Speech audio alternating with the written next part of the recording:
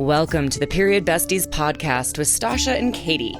Think about it as chatting with your best friends about all the TMI stuff you've never talked about before with two period coaches who've been helping hormones collectively for over 20 years now. I'm Stasha. And I'm Katie, and we're pulling back the curtain on what it's like in the world of menstrual coaching. From puberty to menopause and everything in between, we're here to show you how period coaching can save the day. We'll share practical tips and information you can put to immediate use to improve your hormones and happiness.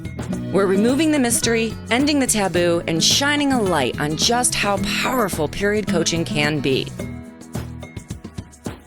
So whether you need period coaching or are considering becoming a period coach yourself, these episodes are going to help you. We'll share stories, coach live on air, and bring smart, savvy guests to share their wisdom too. Let's start today's episode. Well, welcome to the Period Besties podcast. Due to popular demand, we're going to talk about seed cycling today. Katie and I were talking about, what gets slid into our DMs, and it is one of the most popular questions that people have, and it's so freaking easy. So we're going to just do a little share on seed cycling today. So Katie, why don't you tell everyone how easy it really is? It is so easy that as a mom, I remember to do this almost every single day. I say almost just because some mornings are a little more crazy than others. But seed cycling is one of the easiest things that you can do, especially if you already buy the seeds already ground and packaged for you, and you just pull out the one for what phase of you're in with your cycle. So I'm going to walk you through it, and then we're going to talk about the benefits. But honestly, this should be one of the easiest things that you can do, with the caveat of, I think the hardest part is knowing exactly when you're ovulating to switch the seeds over. So that goes back into charting and tracking, and we will talk a lot more about that on a separate episode. But this is one of the most important pieces of the puzzle, is knowing when to actually switch the seeds. So the idea of it is, pretty standard, easy, but that is the caveat of really knowing where you're at so that you're actually doing the right seeds. Yes. Especially if your period's irregular and every month you might have a longer cycle, maybe a shorter cycle. It's really being really mindful of that piece of the puzzle. But in general, anything that we suggest to clients, this is usually easy to implement. All right, so what does this look like? Okay, so day one of your cycle is the first day you get your period. And this is when you want to add in the flax seeds and the pumpkin seeds, which actually help with estrogen. They have estrogen boosting properties. So flax seeds have ALA, omega-3s, fiber, and they're considered a phytoestrogen, which helps actually reduce symptoms of estrogen dominance. Then we want to think about pumpkin seeds. I love, love, love pumpkin seeds. They taste really good, and they also have copper, iron, magnesium, which we love to help with just keeping our bodies feeling calmer. They have zinc, which is super, super important for this phase, because it actually helps the follicles mature. So it's great for supporting fertility as well, and supporting your body as you're preparing for pregnancy, which is also really helpful. And it's also very anti-inflammatory too. So that's another reason why it's really great in this first phase of your cycle. So what you want to do is take a tablespoon of the flax seeds and then the pumpkin seeds. And we can talk a lot about where we like to put them in, but I think just make it easy for you. Whatever you're already eating for breakfast, add them in. Or maybe if it doesn't fit, if you're trying to think what wouldn't work with seeds for breakfast. But if you're having something random for breakfast, then you can add it in as a trail mix later on. It doesn't have to be first thing in the morning. No, I actually do most of my seed cycling at lunch. I like to sprinkle them on salads or on my soup or, stuff like that. So I generally do my seeds in lunch, not breakfast most of the time. Oh, interesting. See, for my mom brain, Yeah. I have to do it first thing in the morning because by the time lunch hits, it's like already out of whatever I'm thinking about. But I love that because salads, Buddha bowls, Yeah. soups. I feel like pumpkin seeds with soup is so So good. good. Yeah. Hmm. I'm like overnight oat girl, or I'll actually put them on top of like eggs. I love doing hard boiled eggs with olive oil, and then I sprinkle the seeds on top. I mix it all around. It actually adds some flavor to it. Nice. Yeah, I'm like kind of a light flavor in the morning. I did try doing on cereal. Like I have a kind of granola-y-esque cereal that I sometimes eat, which was good on there. But I didn't kind of on the eggs. And since I am a like real protein person in the morning, I really am much more like smoked salmon, eggs, that kind of stuff for breakfast. And it was just like but then having them on lunch, I was like, yes, this is where it's at. So I did try doing them for breakfast, but yeah, ultimately it was lunch that was the key place for me. No, and I love that. And I think it's like so important to hear both because for me, I feel like I used to do them more for like lunch and maybe even dinner. And then once I had kids, I was like, okay, this has to happen. Well, when I was in California, I was a smoothie queen because it was warm year round. Mhm. I had smoothies all the time, but now when I'm in a place as winter, like I don't do smoothies half the year. So like all of my smoothie tip tricks and tips and stuff, I was like, well, I can't, I'm not even doing that anymore. So I got to figure out a new way. Yes, and I was having a hard time with smoothies first thing in the morning, even though I was Yeah. having room temperature. Yeah. No, could never do smoothies in the morning. They were always like my kind of afternoon, like when normal people have coffee, I would have a smoothie. It was like my afternoon pick me up was like a fun, festive inflow smoothie. I'll link to the smoothies and flow freebie I have in the show notes. But yeah, I like doing the smoothies as like my afternoon sort of treat. Yeah, I started doing that with the boys, an afternoon treat with them. And I give the seeds, I put the seeds in them in their smoothies because it's also really good for just in general. Yeah. At the end of the day, we as human beings ate seeds as like a primary source of protein, vitamins, minerals, fiber. So, like, one of the things that I love about seed cycling is it doesn't really matter necessarily about like, I'm going to eat these seeds at this time because of these certain vitamins and minerals. Because at the end of the day, you're still getting the vitamins and minerals. So I like seed cycling because it gives you a little bit of organization for it, which I think a lot of us kind of need a little bit of help and support in that. Like I certainly do.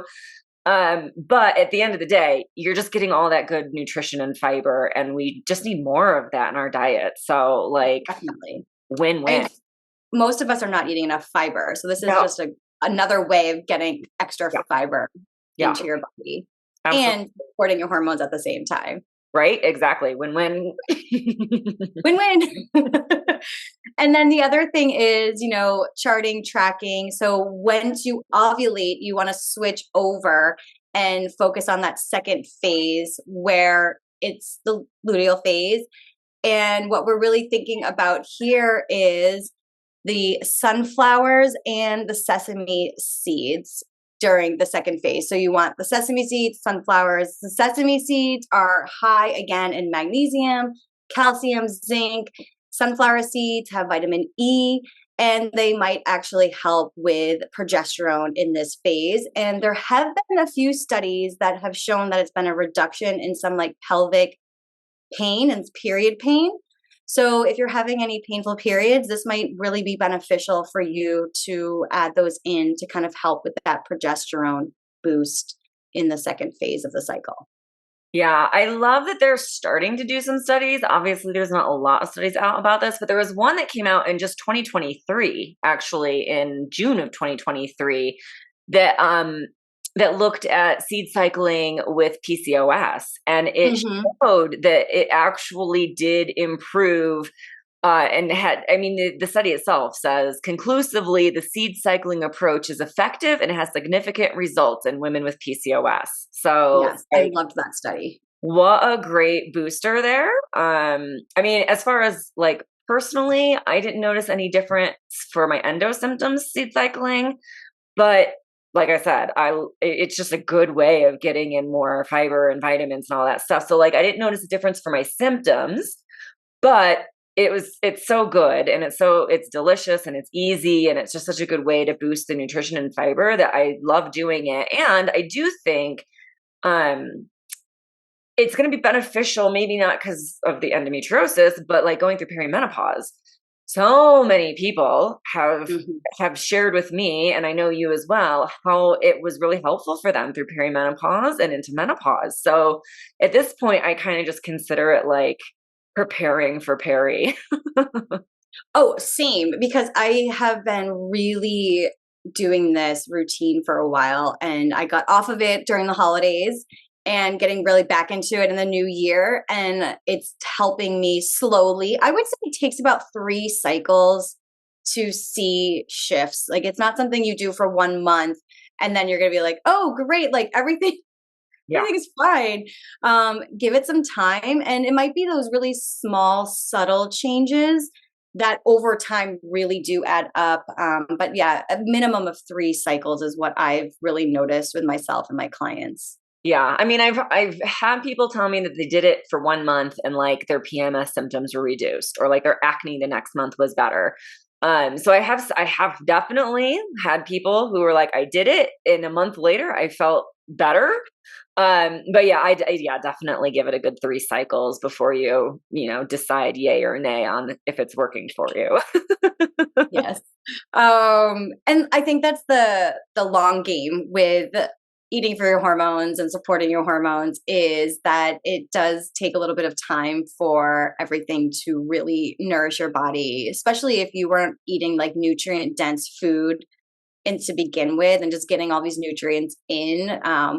Just remember, we're all playing the long game here, as we head into each phase of our hormonal stages. Right. And we talked about in the ovulation about how it takes about 90 days for the follicles to really heal, repair, and start working again. So anything that you're doing where you're trying to improve your ovulation, you've got a good 90 days before you can know whether or not it's helping. So yeah, absolutely long game for sure when it comes to food and our cycles. And at the end of the day, it's only 3 cycles. Yeah. So, like, I know it feels like, oh my gosh, 3 months, that's forever, but it's only 3 periods, it takes time for things to come and fix and see the results. So, kind of have to have Yeah. that perspective on time shift there. Yeah, especially in our culture where it's like all or nothing and we want something fast. We want Amazon to show up at our door 5 minutes after we place an order. Yeah. Well, I think just to keep this episode nice and short and concise, let's round it off with some of our favorite reasons we would quote unquote prescribe seed cycling for a client. And we've mentioned PMS, we've mentioned acne, we've mentioned perimenopause and menopause. I'm going to add in coming off of birth control. Hmm. I think that's a biggie. I use that a lot with people, friends, clients, anybody who's saying, hey, I'm going to come off of birth control. I'm like, great, let's get you seed cycling right before you even come off of it. Like, let's just start now. So I think Definitely. coming off of birth control is a good one. I mean, in the same vein as PMS, PMDD can Hmm. could see some improvement in PMDD, although I often find that PMDD clients need more than just this one thing, but it does seem to contribute to it improving. What else do you think? Preparing for pregnancy, just really, yeah, like with egg quality, just seeing that so often, really, really beneficial. Um, I think just in general, like if you're feeling off and you're really not having maybe any like super intense symptoms, but you're just like not feeling maybe in your body, or like when you're heading toward your period, just feeling a little bit low. I think this is a great way to really get in tune with your body, and really as another way of checking in. Like every day when I'm doing the seeds, I'm also checking in with myself like, okay, this is what day of the cycle I'm in. How am I feeling? What else do I need? So if you're even just looking at it as a way of really trying to tap in and really feel in your body, I just think it's a really beautiful practice. And it's so ancient. It's been around for so long. Like we're really tapping into that ancient wisdom that was lost and we're slowly really getting back to. Yeah, absolutely. And like we said, there was that study recently on the effectiveness of PCOS. So definitely, if you have PCOS, give it a try and see how it goes. Yeah, I mean, it all comes back to doing those things that we used to know, that we used to do, that were good for our body, pre-industrial revolution, and getting back to that, foods that your ancestors would have eaten. Yeah. And in that same thought, if you don't have a period or if your period's really irregular, you can actually sync this up with the moon cycles. Yes. So this is something that's also really helpful if you are not having a regular period and you like tracking ovulation is really difficult, then you can just track with the moon cycle. I have a lot of clients, especially my clients that are in like perimenopause, really kind of going back to this. So basically the day 1 to 14 is new moon to full moon, and that's the pumpkin seeds, the flax seeds. And then day 15 to 28, the full moon to the new moon, sunflower and sesame seeds. And honestly, just Google. That's what I do. I tell my clients, I'm like, just Google what phase of the moon that we're in. Yeah, I have a moon app on my phone. Oh, or you could get a moon app. Yeah, super easy. Yeah, it's great for puberty. If you have if you or your kids are going through puberty, just sync it with the moon. It'll help them get more regular quicker than without, for sure. It's one of the many tips for that. And the same thing with perimenopause, right? Like you're going out of the rhythm. So it's a great way of going, okay, well, now I don't know what's going on. So let me just do it with the moon cycle instead. But yeah, so many good reports on how helpful it's been from clients and other people. So while we wait for the studies to come in and tell us we were right in the first place, go ahead. It's one of those things that doesn't have side effects. I mean, unless you're allergic to one of those seeds, but there's no side effects. There's no, it's not like you can't do it wrong. The only things to remember is that you want your seeds to be fresh. So you can't, have the same ones for years down the line. You do need to get them on the fresher side. And you can use a coffee grinder to grind them up and sprinkle them on things. It makes it really easy. Or you can just order them from companies that do it. In fact, we have an interview coming up next episode with somebody who does just that. So stay tuned for that episode where we'll chat with Kate of Funk Wellness and all of her seed cycling brilliance and things that they do. And I actually have a couple of friends who are in Australia who does seed cycling. So if you're on the other side of the globe, you can pay a little bit less shipping. But yeah, there's ways of making it super, super easy.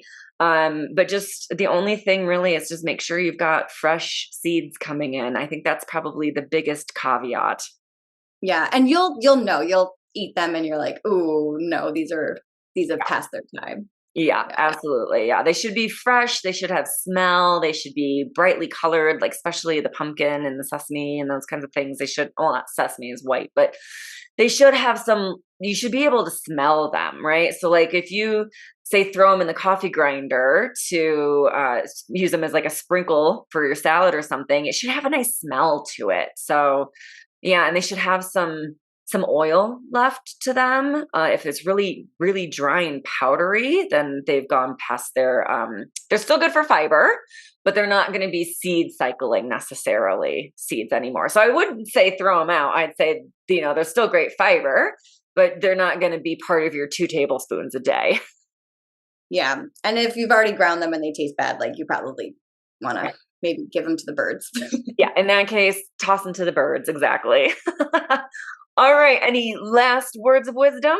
I think, just reiterating the fact that like this should be simple. Please don't overcomplicate it. If you have questions, reach out to us. We'll also post when we share this episode online, we'll post like a graphic about seed cycling so you have a reference to. So just really be mindful that ease. This is easy. The idea of it is easy. Like remembering to do it every day is maybe you set a little an alarm on your phone or you put on the calendar just to remind yourself to do it. But in general, like let's take the overwhelm out of this and make this an easy way to support your hormones.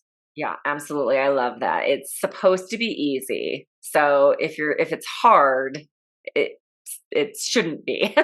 Yes. If it's hard, let us know. Yeah, if it's hard, it's probably like you're like me and you're overthinking things. Don't be like me in this situation. Or like me.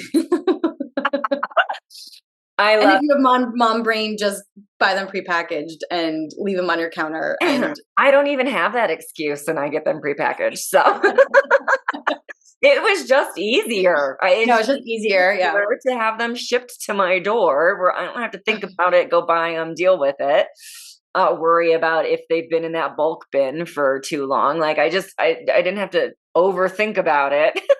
Yep. It's just the easiest way to do it. So yeah, don't be ashamed to take the easy way out there either. No, please. That's all I do lately. Easy, easy, easy. Yeah. All right. Thank you guys so much for listening. Do feel free to slide into our DMs, shoot us an email. If you have any questions, we're happy to do follow-up episodes and answer Q&A. And thank you so much. And then obviously stay tuned for the next episode where we really deep dive into this whole thing. Thanks for listening, and we'll see you in the next episode. Bye for now. A big shout out and thank you to our sponsors for today's episode, Period Coaching School and Katie Bressack Wellness. Thanks to you, our favorite bestie, for listening to the Period Besties podcast, where no topic is TMI. And of course, share this episode with your besties.